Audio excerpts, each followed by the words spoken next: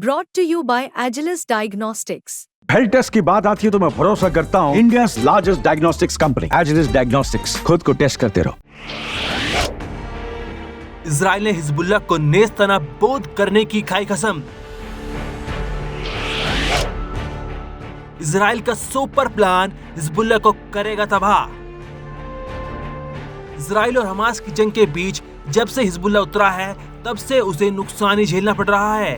बीते शुक्रवार यानी 20 सितंबर को इजराइल ने लेबनान की राजधानी बेरूत में हमला कर हिजबुल्लाह की शीर्ष सैन्य इकाई रादवान फोर्स के प्रमुख कमांडर इब्राहिम अकील को मौत के घाट उतार दिया।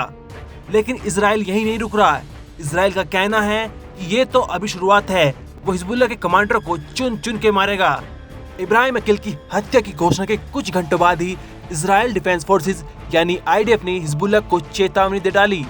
आईडीएफ ने हिजबुल्लाह के खिलाफ सभी क्षेत्रों में अपने अभियान जारी रखने की कसम खाई है।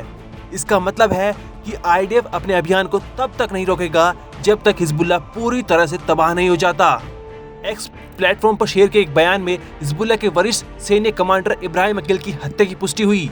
अकील के साथ हिजबुल्लाह के ऑपरेशन स्टाफ के कई वरिष्ठ कार्यकर्ता और रादवान यूनिट के कमांडर भी मारे गए। बयान में कहा गया है कि इब्राहिम अकील और रादवान कमांडर हिजबुल्लाह के गैलील पर विजय हमले की योजना बना रहे थे। आईडीएफ के प्रवक्ता रियल एडमिरल डेनियल हगरी ने कहा है कि हिजबुल्लाह ने 8 अक्टूबर 2023 से अब तक इजरायली नागरिकों पर 8000 से अधिक रॉकेट, मिसाइल और विस्फोटक यूएवी दागे हैं, जिससे 60,000 से अधिक इजरायली लोगों को अपने घरों से बाहर निकलने पर मजबूर होना पड़ा। हिजबुल्लाह को आतंकवादी संगठन बताते हुए हगरी ने कहा कि हिजबुल्लाह एक अंतर्राष्ट्रीय स्तर पर मान्यता प्राप्त आतंकवादी संगठन है। ये इजराइल, लेबनान, मध्य पूर्व और पूरी दुनिया के लोगों के लिए खतरा है। साथ ही उन्होंने कहा कि 20 सितंबर को भी हिजबुल्लाह ने इजराइल पर 200 से अधिक रॉकेट दागे हैं। एक्स प्लेटफॉर्म पर एक पोस्ट में आईडीएफ ने जानकारी दी कि आईडीएफ वर्तमान में लेबनान में हिजबुल्लाह के ठिकानों पर हमला कर रहा है ताकि हिजबुल्लाह की आतंकवादी क्षमताओं और बुनियादी ढांचे को कम किया जा सके।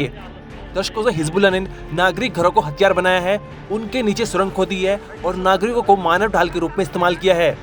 इससे दक्षिणी लेबनान युद्ध क्षेत्र में बदल गया है। आईडीएफ उत्तरी इजराइल में सुरक्षा लाने के लिए काम कर रहा है ताकि निवासियों को उनके घरों में वापस लौटने और युद्ध के लक्ष्य को प्राप्त करने में सक्षम बनाया जा सके। ब्यूरो रिपोर्ट, क्राइम तक।